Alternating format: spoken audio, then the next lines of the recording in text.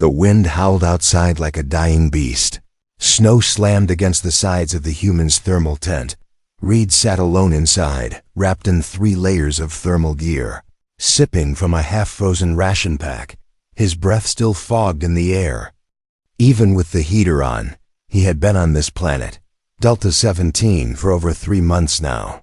It was supposed to be a solo survey mission, but now it felt more like exile. His radio had stopped working weeks ago. No signal from base, no backup. No voices except the recordings he replayed just to feel human again. He wasn't scared. Not really. He was a former soldier.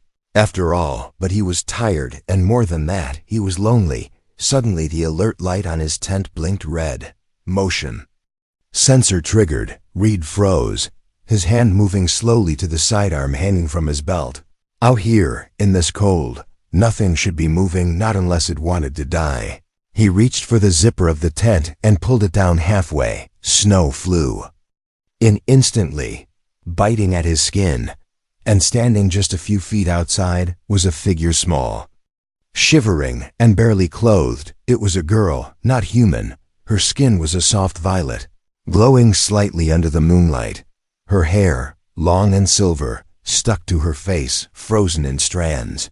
Her eyes were large, glassy, and filled with something he hadn't seen in a long time. Desperation. She looked ready to collapse. 1 foot stepped forward, then another, before her knees gave out and she dropped to the snow. Wait, hey. Reed rushed forward and pulled her inside. Her body was ice cold, trembling so hard it felt like she might break apart. He quickly wrapped her in the spare blanket, pulled it tight, and pushed the heater closer. She didn't speak, just stared at him with wide, blinking eyes. Her lips moved, but no words came out, just shivers. You need warmth, Reed muttered, more to himself. She nodded weakly, her arms hugging her own chest. She looked young, maybe in her early 20s by human standards, but Reed knew looks could be deceiving with aliens. Still, she didn't seem dangerous, just scared and so very cold. He handed her a heat pack, but she didn't understand what to do with it. Her fingers were too stiff, her breath too shallow. Reed took the pack, broke the seal to activate the heat, and placed it gently on her stomach under the blanket. She gasped at the warmth, eyes flickering shut for a moment. What are you doing out there in this storm? He asked quietly. She looked at him again, this time trying to form words. Run. I ran. Her voice was raspy, broken. Ran from who? Reed asked, his brows tightening. She didn't answer, just turned her face toward the heater, like a flower toward sunlight. Reed sat back, still tense. He had a stranger in his tent now, and not just any stranger, an alien female who was clearly running from something, and whatever she was running from might still be out there. He checked his rifle, making sure it was loaded and ready, just in case. Hours passed slowly. The storm didn't stop, but the girl's trembling started to calm.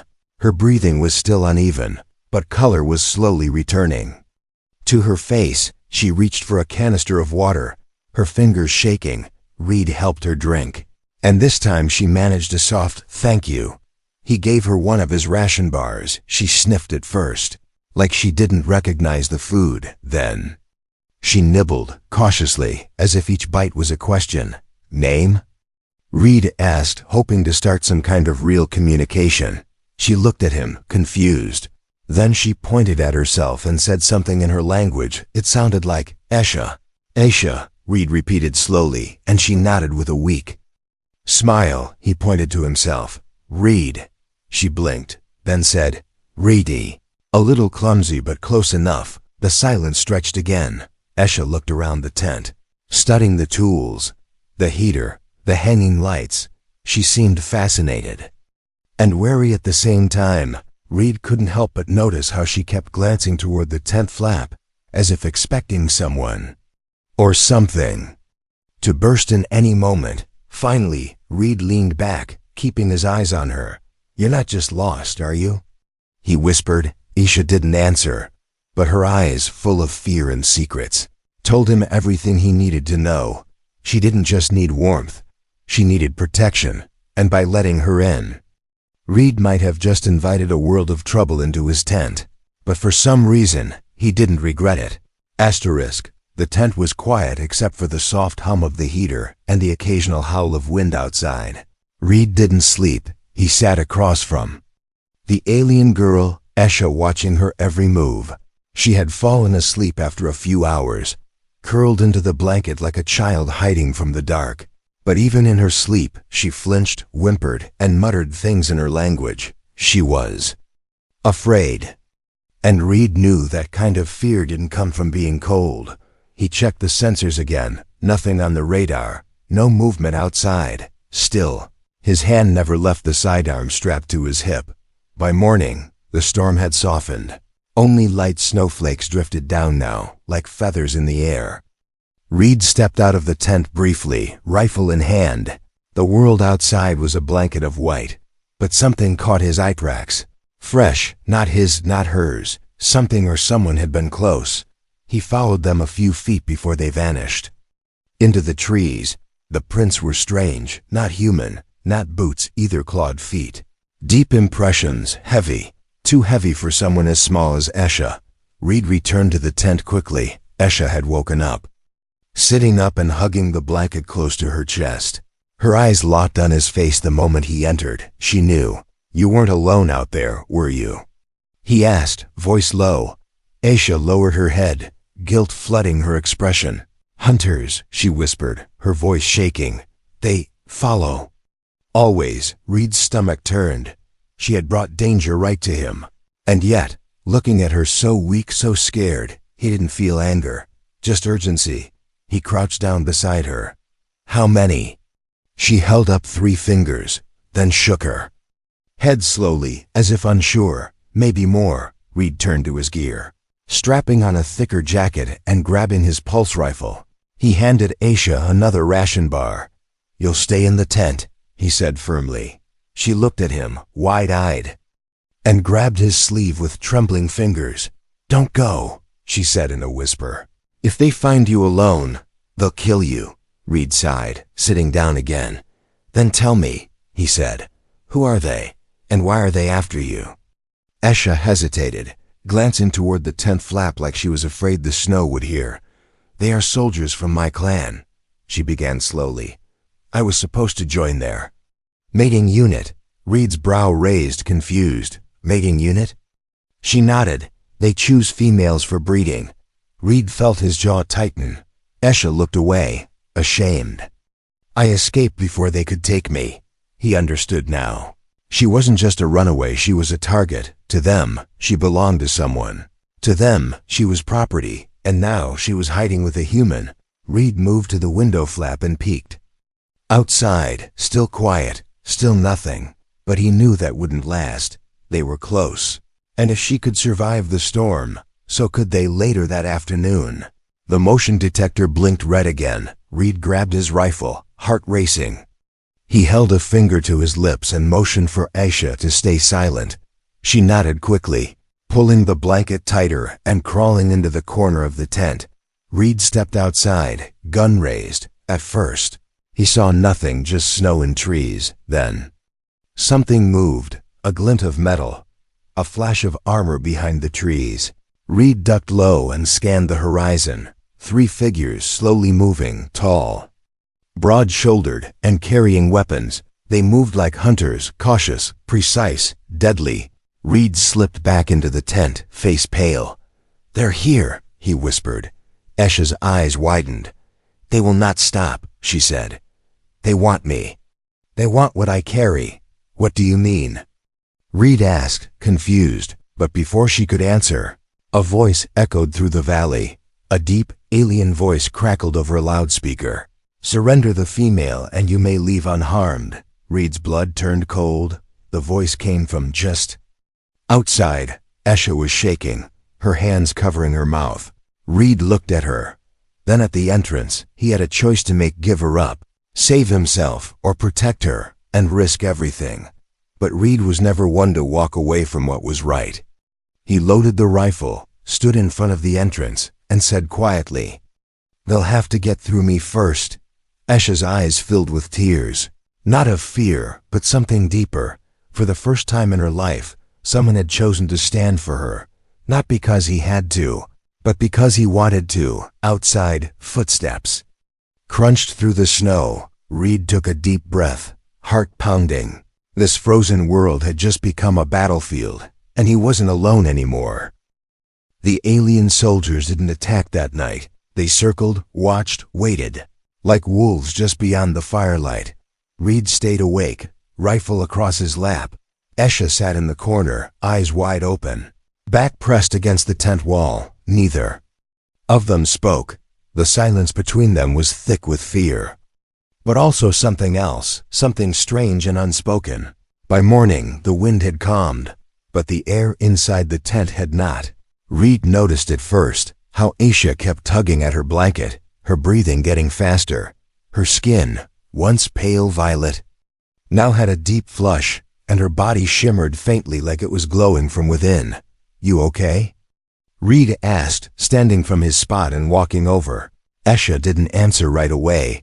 Her hands gripped the fabric of her clothes tightly, as if she were trying to hold something inside. "Heat," she finally whispered, voice thin. "It's starting." "What's starting?" he asked, concern growing in his voice. She turned her face away, shame coloring her cheeks. "My body. It responds differently to cold, to danger, to fear." She looked back at him, eyes wide and glimmering. "Now it seeks balance. And I can't stop it." Reed knelt beside her, not understanding. Her skin was burning hot to the touch, almost feverish. He reached for the medical scanner and hovered it over her chest. The screen blinked red. Her temperature was spiking, her vitals unstable. But it wasn't a sickness, not a disease. It was something biological, something triggered by stress and survival instinct. Esha looked at him with a strange mix of fear and longing. "In my species," she said slowly, "extreme cold pushes the body into bonding mode." Reed blinked, confused. "Bonding?" She nodded. "To survive, we connect with another, share warmth, share energy, through physical closeness." Reed leaned back, stunned. "You mean your body thinks you have to?" "Yes," she whispered, "or it will shut down." For a moment, he didn't know what to say. He had saved lives before, fought wars, bandaged wounds. But this was different. Esha wasn't asking. She was warning him. Her body wasn't waiting for permission. It was reacting to its biology. "I'm not asking you to do anything," she added quickly, her voice trembling. "I can try to fight it." She turned away, hugging her knees. "But it hurts. It hurts so much." Reed stood there silently, torn between what was right and what was needed. She wasn't trying to seduce him. She was trying to stay alive. He paced back and forth, hands on his head. He couldn't take advantage of someone in that state, no matter what her biology said, but he also couldn't watch her die. Finally, he took off his outer jacket and laid beside her. Not touching, just sharing space. "I'll keep you warm," he said softly. "We'll find another way." Esha nodded weakly, tears slipping down her cheeks. She reached out one trembling hand and placed it over his. Even that touch made her shiver violently. Her skin was so hot now it nearly burned. "You're strong," Reed whispered. "You're fighting it." She gave a small nod, but her body was trembling harder now. He could feel the heat radiating from her like fire under her skin. Suddenly, she gasped and her whole body arched. Reed caught her gently, helping her lie back. Her breathing became erratic, her pupils wide. "It's getting worse," she whispered. I don't want to hurt you." "You're not hurting me," Reed said quickly, holding her hand. "I'm right here, okay? We'll get through this." Minutes felt like hours. The temperature inside the tent kept rising as Esha's body fought for balance. Reed placed cold packs on her neck, forehead, and chest, but they melted within seconds. Nothing helped. Her body was burning itself up trying to survive. Suddenly, Esha's fingers gripped his arm tightly. Her lips moved, but no sound came out. He leaned closer. "I don't want to die," she whispered. "I just wanted to live even one more day in peace." Reed swallowed hard, emotions hitting him like waves. This girl wasn't a soldier, wasn't a weapon. She was someone who had been running, hiding, fighting her fate, and now she was dying in his arms. Then, an idea sparked in his mind. He reached for the emergency thermal blanket, the one lined with nanotech heat regulators. He wrapped both of them inside it, body to body, separated by only thin layers of clothing. Not for desire, not for lust, but for life. Esha gasped as their warmth merged, her eyes wide and glowing. Her body began to calm, her pulse slowly dropped. Back to normal, her breathing steadied. "Thank you," she whispered. Barely audible, Reed didn't answer. He just held her, making sure she stayed conscious. Outside, snow began to fall again, gentle and slow. But inside the tent, something deeper had changed. Not just body heat, not just survival. Something else had started between them. And neither of them knew where it would lead. The morning light outside the tent was soft and cold. But inside, the air still held the heat from the long night. Reed slowly opened his eyes and found himself face to face with Esha. She was still, wrapped tightly in the thermal blanket with him. Her breathing calm now, her skin no longer burning. For a moment, neither of them moved. Her silver hair rested against his shoulder. Her eyes gently shut, like a sleeping child finally at peace. He pulled his hand away slowly, careful not to wake her. But the moment his warmth slipped away, Esha's eyes snapped open. She gasped and sat up quickly, as if waking from a nightmare. "No," she whispered, her hand reaching out to grab his wrist. "Please don't leave yet." Reed looked at her, unsure. "I'm just getting up," he said quietly. "You're safe now." But her eyes said something else: panic, fear, something deeper than simple cold. She didn't want to be alone, not even for a moment. "I'm not going anywhere," he added. But her hand still held his, trembling. Then she let go slowly, her eyes lowering as if embarrassed. "I'm sorry," she said. "It's just the bond. It forms fast." Reed frowned. "What bond?" Esha looked away, chewing her bottom lip. "In my kind, when one shares warmth during that time, our bodies connect, even without touching fully. It's nature, not choice," she whispered. "But it makes us feel close, even if our minds try to fight it." Reed sat back down beside her, keeping a bit of space. "You mean your biology thinks we're together now?" She nodded slowly. "I know you didn't mean to form it," she said, voice soft. "But I can feel it." There was silence for a moment. Reed didn't know what to say. He had helped her survive, done the only thing he could without crossing a line, but now she was bound to him in a way she hadn't asked for, and neither had he. He stood up, needing air, needing distance. Esha flinched when he moved. Her hand rose halfway, like she wanted to call him back but stopped herself. "I just need to check the sensors," Reed said quickly, and stepped out into the cold. The snow outside had calmed, but the tracks around the tent were clearer now. 3 sets, heavy, deep, circling like predators. He followed the marks a few feet before they vanished into the icy woods. Whoever or whatever was hunting Esha, they weren't far. Reed returned to the tent after a few minutes, his mind heavy with questions.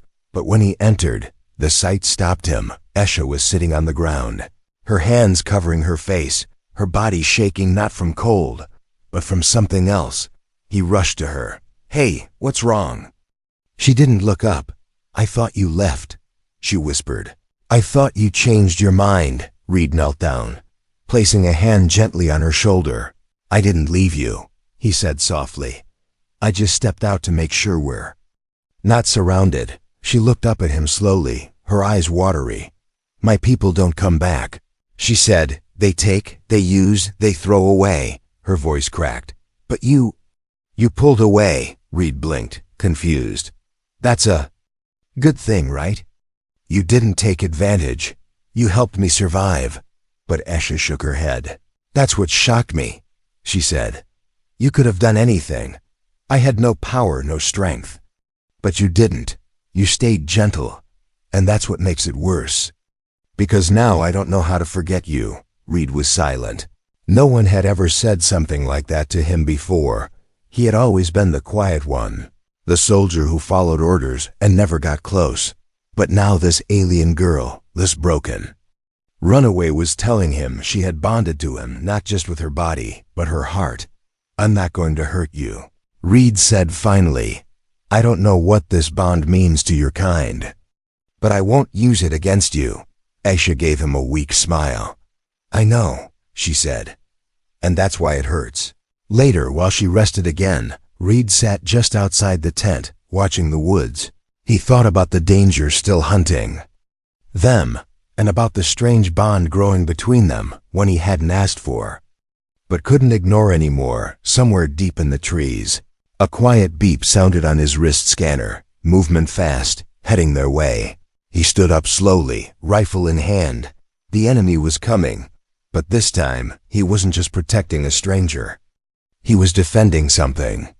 Someone he had started to care about. The warning beep on Reed's wrist scanner didn't stop. It grew louder, faster, urgent. Something or someone was moving toward them through the trees. Not wandering, not curious, but direct, fast and armed. He rushed back into the tent, where Aisha sat, slowly sipping warm water. The look on Reed's face said everything. She put the cup down and whispered, "They're here." Reed nodded. "3 signatures," he said. "Could be more behind them." Aisha didn't panic. This time, she closed her eyes, took a shaky breath, and nodded. "I'll stay hidden," she said softly. You don't have to fight for me." Reed loaded his rifle with a slow, heavy breath. "I'm not fighting for you," he said, looking into her eyes. "I'm fighting with you." He pulled back the tent flap slowly. The outside world was too quiet. No wind, no birds. Just the thick silence that only meant one thing: someone was watching. He stepped out, scanning the forest. Snow crunched under his boots, his rifle ready. The trees ahead shifted slightly, then he saw a dark figure in alien armor, half covered in snow and shadows. The alien's eyes glowed red through its visor. Its weapon already raised, but it didn't shoot. Instead, it spoke, voice deep and cold. "Human," it growled. "Surrender the female." Reed didn't flinch. He stepped forward, lowering his rifle slightly but not dropping it. "She's under my protection," he said, voice calm but firm. "I won't give her up."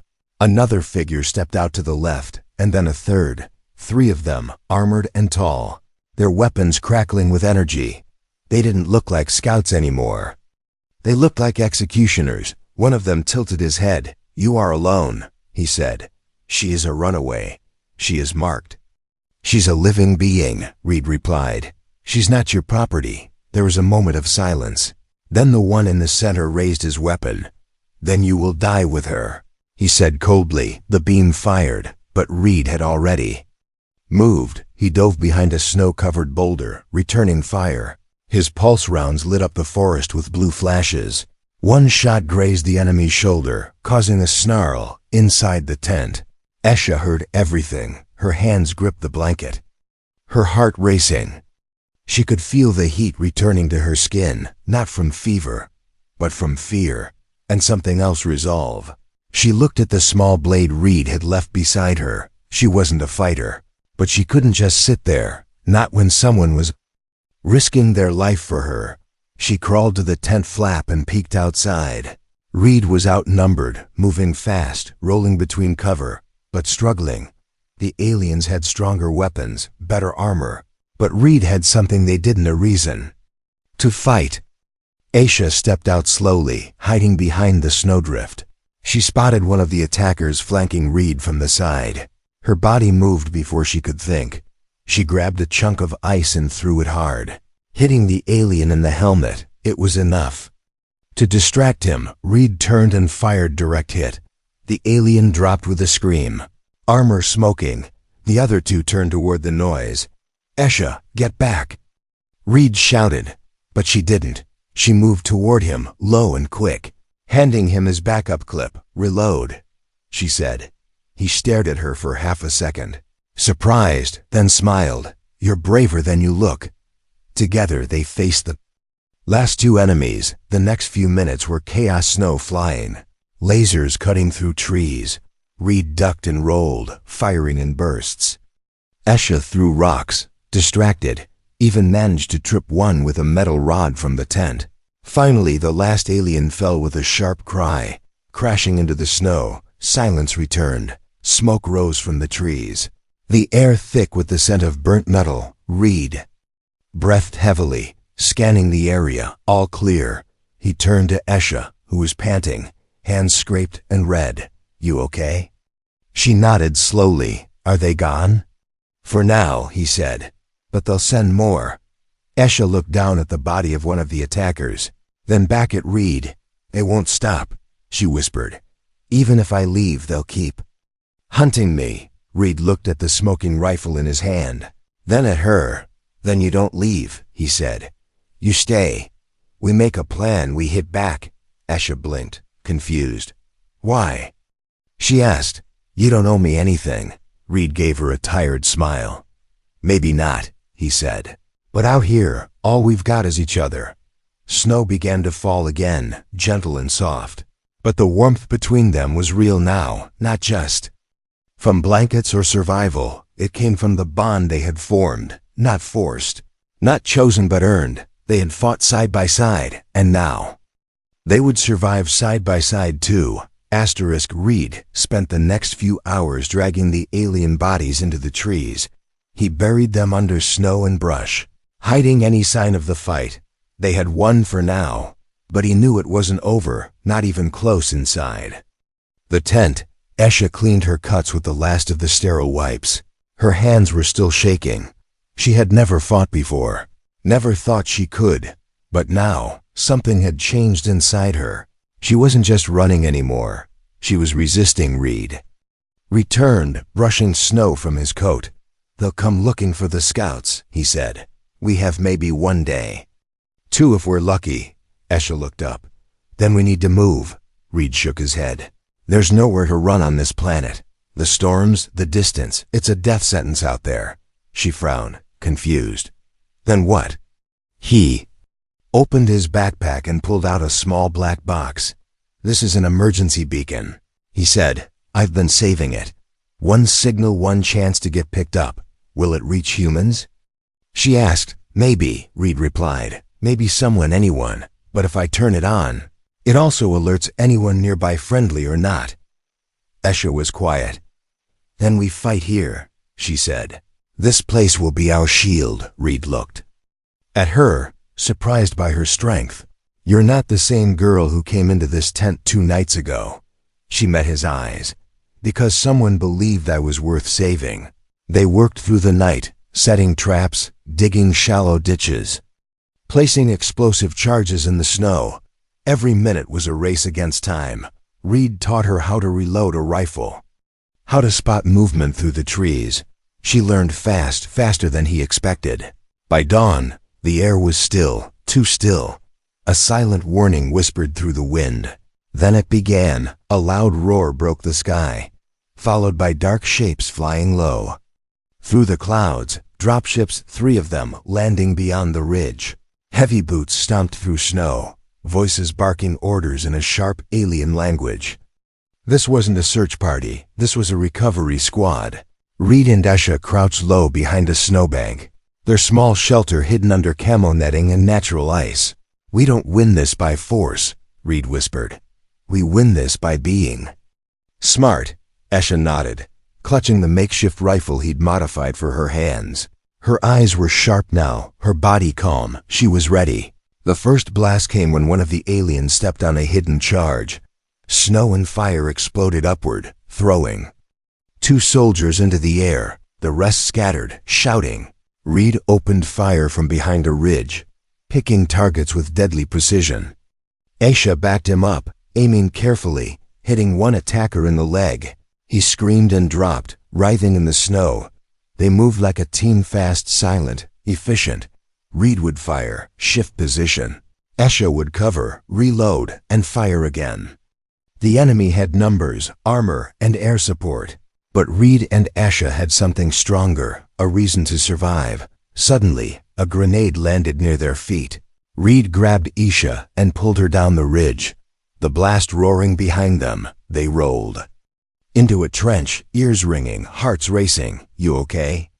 he shouted. She nodded, coughing. "You?" "I'm good," he replied, loading his last clip. Running low, a shadow passed above them. One of the dropships was lowering, a rope descending with more soldiers. Reed looked up and gritted his teeth. "They're sending reinforcements. We need to end this now." Esha looked around, her eyes scanning the terrain. Then she pointed. "The ridge," she said. "If we bring it down, it will bury the dropship." Reed's eyes followed her hand. She was right. A ledge of packed ice and snow hung over the valley like a frozen wave. If they could blast it, the entire thing would collapse, taking the enemy with it.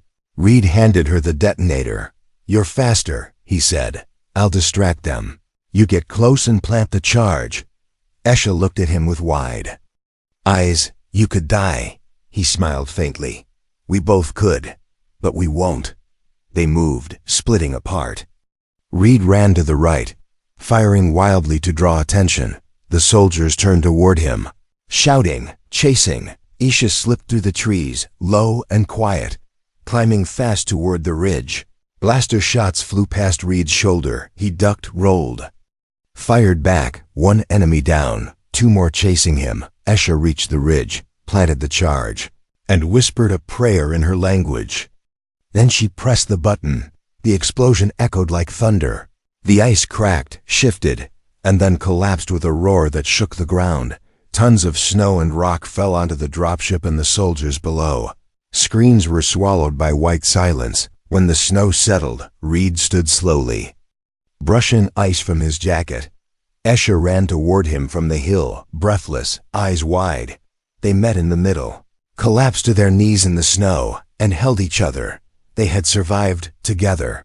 Reed looked around at the wreckage, smoke, silence, and snow. For now, the fight was over, but the war for her freedom and their future was just beginning. The snow had stopped falling. The wind was quiet, like the planet itself was holding its breath. Smoke still drifted across the frozen trees where the battle had taken place. Reed sat near the edge of the trench, rifle across his lap, his back aching. Isha sat beside him, silent, her silver hair dusted with frost, her violet eyes watching the sky. Neither of them spoke for a long time. There was nothing left to say. They had fought, survived, and somehow, against all odds, won. Reed tapped the emergency beacon. The soft red light blinking now. The message had been sent, one signal into the stars.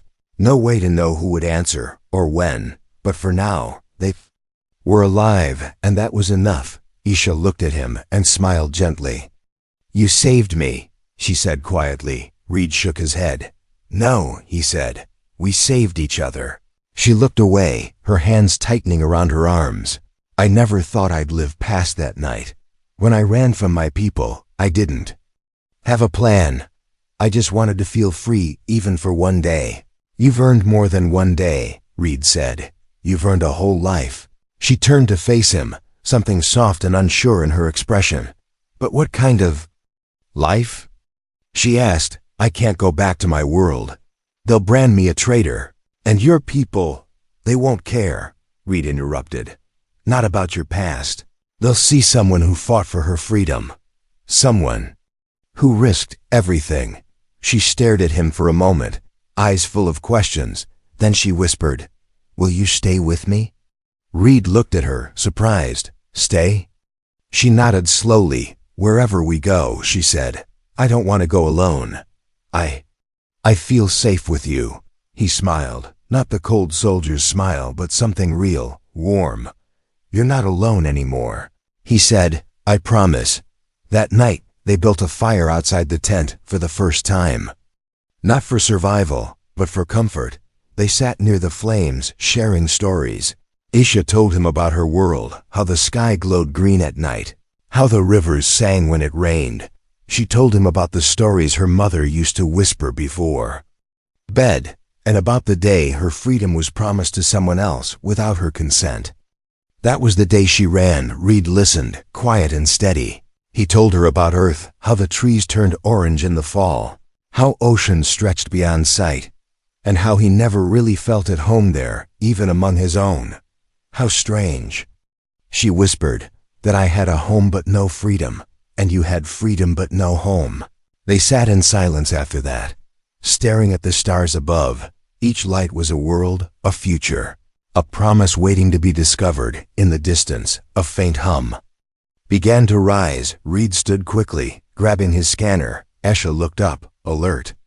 Then they both saw it, a small shuttle descending from the clouds, lights flashing. Reed exhaled. They came, he said. Isha stood beside him, holding her breath. As the shuttle landed, a human voice crackled from the speakers. This is Rescue Team Orion 4. We received your distress call. Reed smiled. He turned to Esha. You ready? She looked at the ship, then at him. I'm not scared, she whispered. Not while you're here. They approached the ship together, but just before stepping inside, Esha paused. She looked back at the snow-covered camp, at the tent that had become her sanctuary. Will they accept me? She asked softly. Reed nodded.